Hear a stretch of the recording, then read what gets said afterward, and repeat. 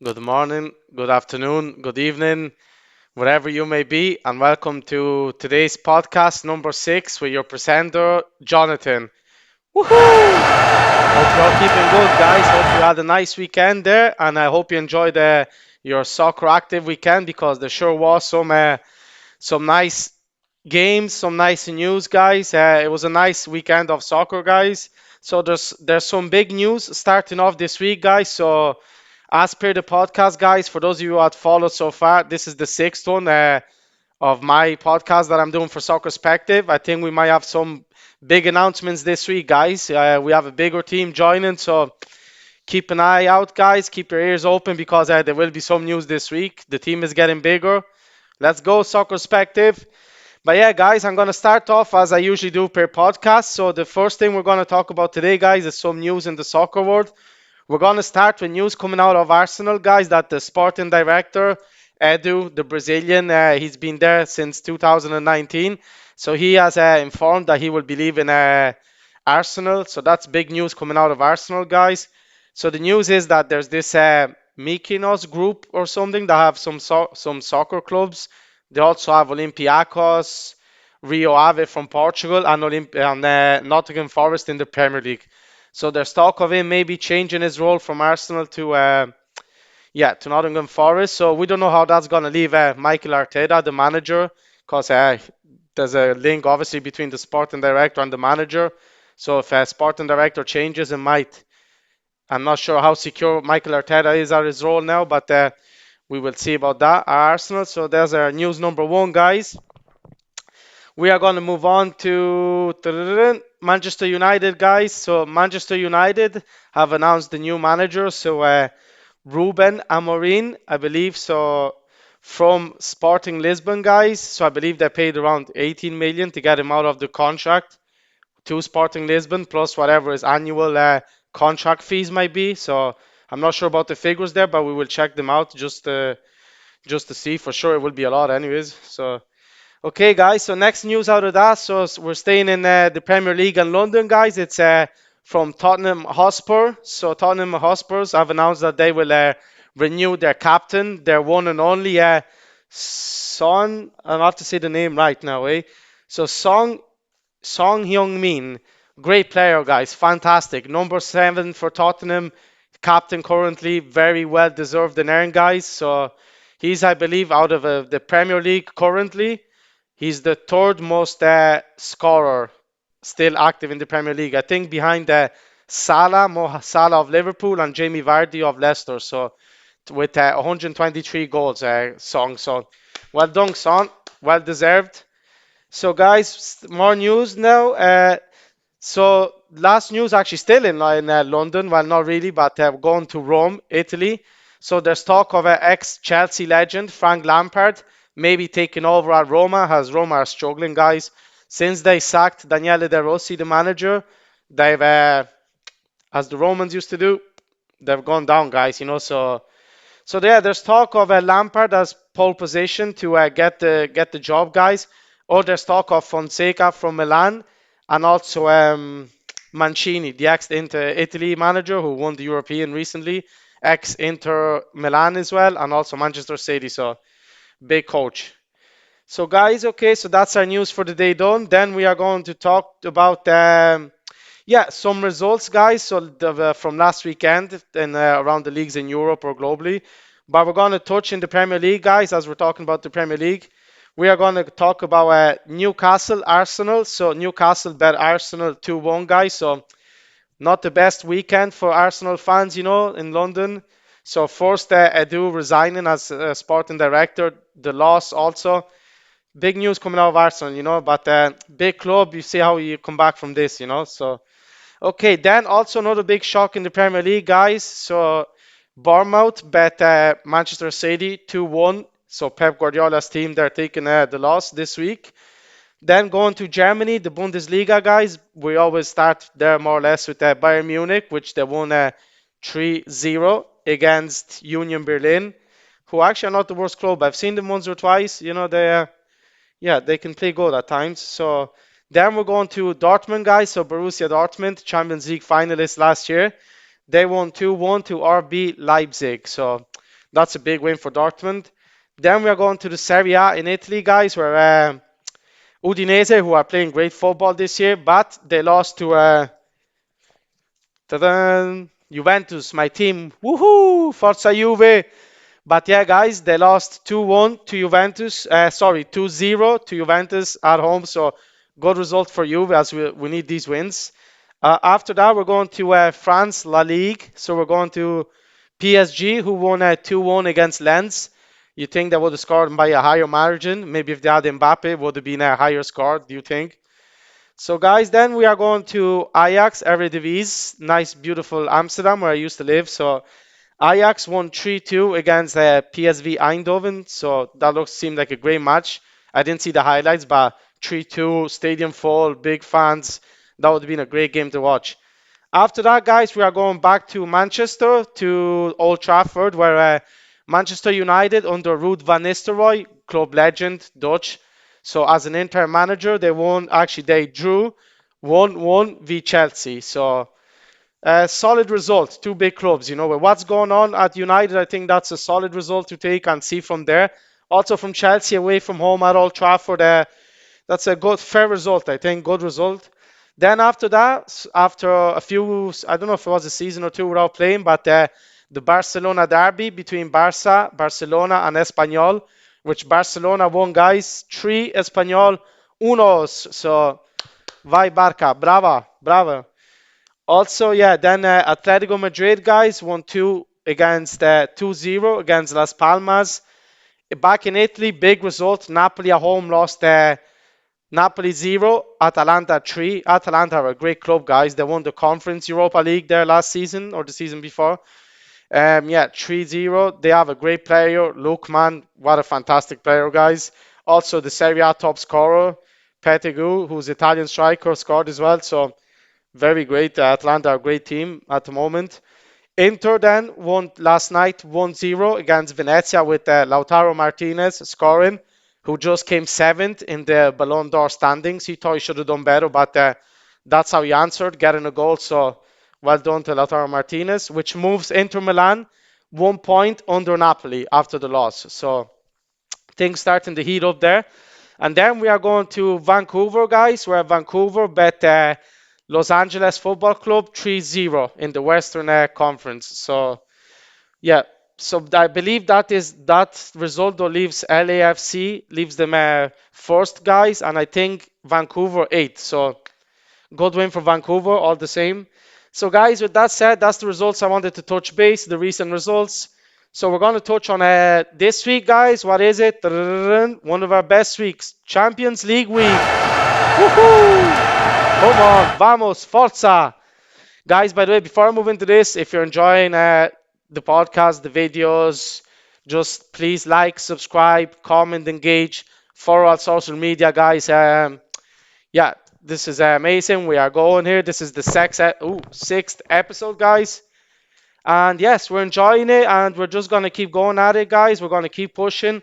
So, guys, that's why if you just enjoy everything we do, our catalog of videos, Soccerspective, me as a presenter, Howard, all soccer talk. If you want to get engaged with that, just hit a like, subscribe, and we'll be all on board talking soccer, guys, 24/7. Let's go.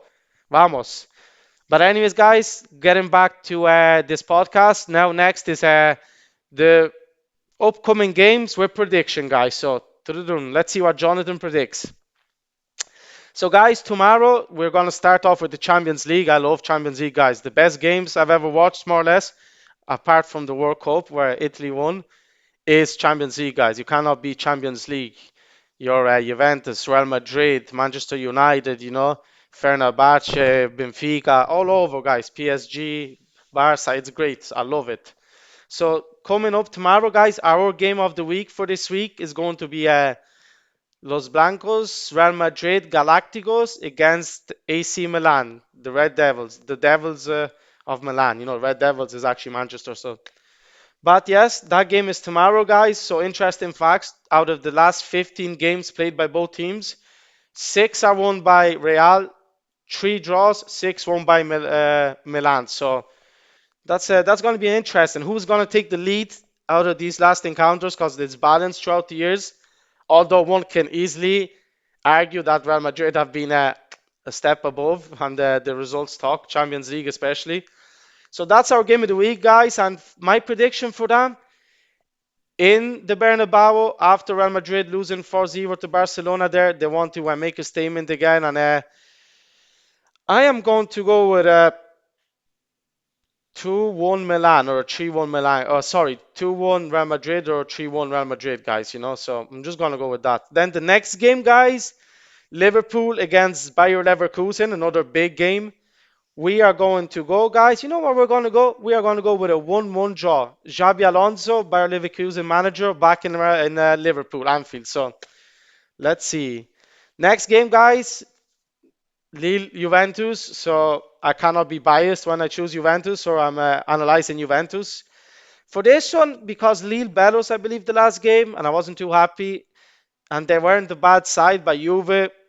We didn't play that good that game, so away in France, I'm going to give respect to Lille and I'm going to go for a draw between Lille and Juventus. I want to win, could be a win, but given Lille respect, I will go for a draw. Then going to the Bundesliga, Bundesliga team, but staying in the Champions League, is Bayern Munich against Benfica from Portugal.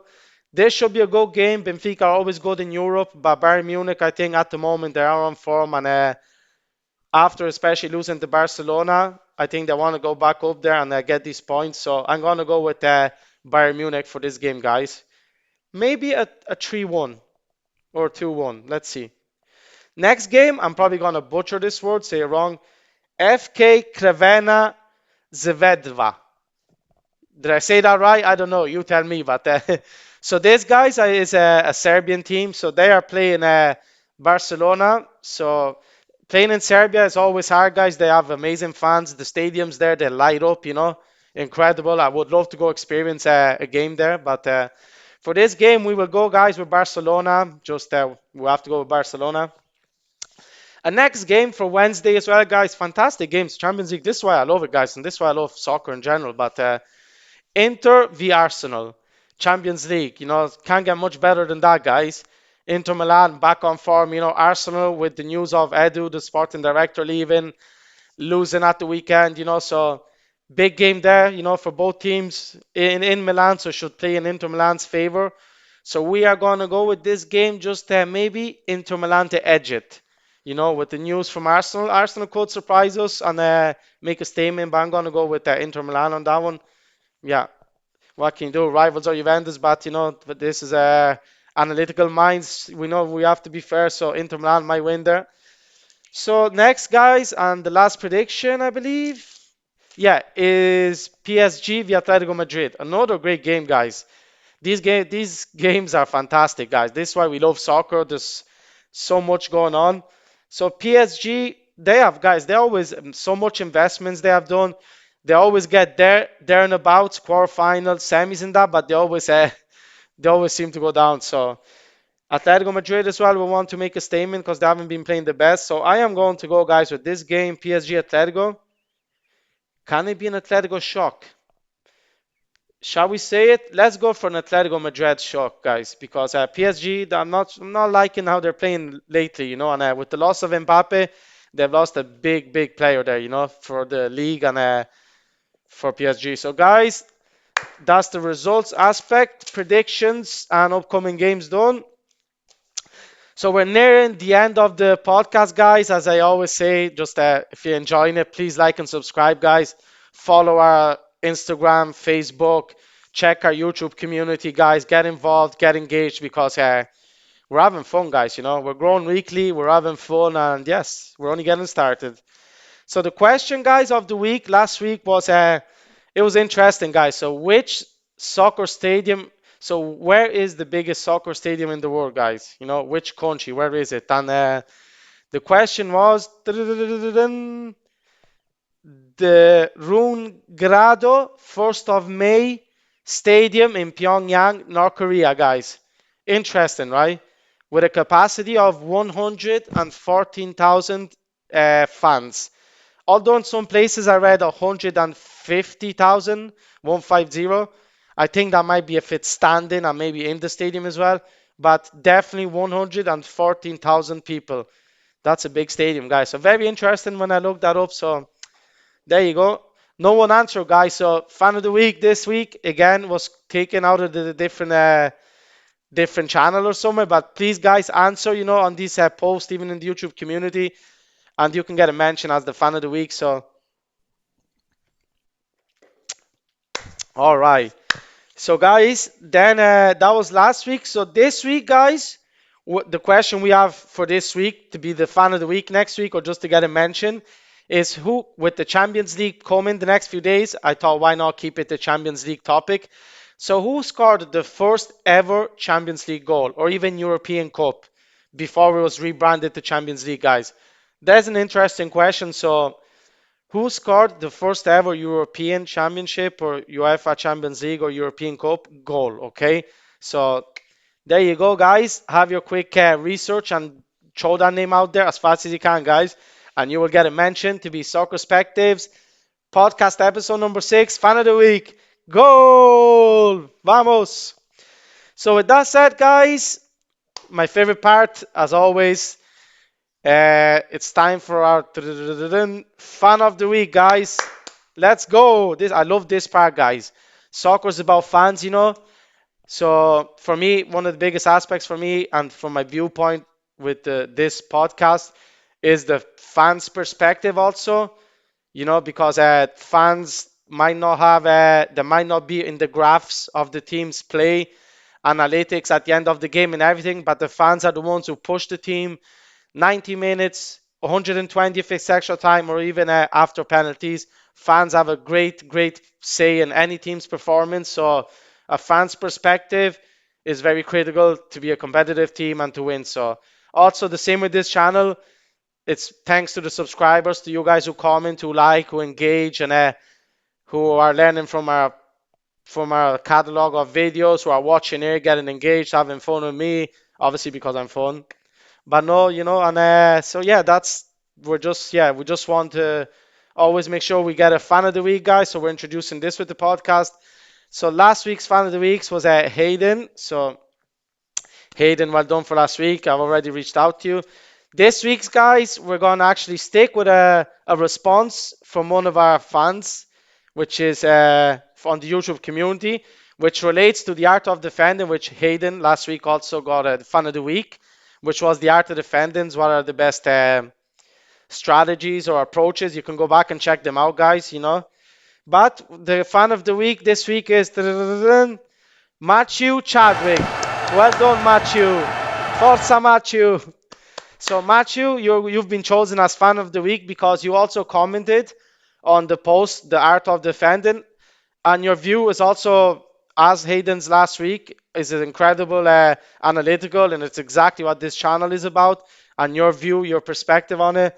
So your answer to it, which approach, so midfield, defense, low press, and your answer was midfield press allows for compactness, but also gives chance for space in behind the opposition defense as they have come forward. And you are correct. So it's similar to Hayden's with the attack and press.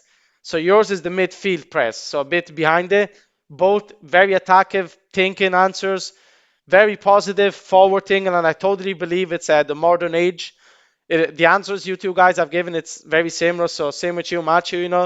I believe it's a nowadays answer because a lot of teams are just pushing forward. There's a lot of attacking. We are going back to the attacking age of soccer. Back in the era with Italian, a lot of teams were a lot very defensive pull. I think there's also now you can see a lot of more going forward players, some good attacking players coming. So we need to also emphasize on the art of defender to make sure it doesn't get lost. So you two guys, good answer, but it's all about you this week. So Matthew Chadwick, you are the Soccerspective episode 6 fan of the week. Yes. So well done, Matthew. So with that, guys said, that comes to the end of my podcast or our podcast here in Soccer Perspective. From your presenter, Jonathan, guys, please, if you liked, enjoyed it, just like, subscribe, follow us on our social media. There's a lot coming up now in the next few weeks, months, and even in the next new year. We're going to grow the fan base. Thanks to every subscriber, everyone who presses likes, or anyone who just watches our content on Soccerspective, guys. So thank you very much, and until the next episode, Forza Soccerspective. Woohoo! Goodbye.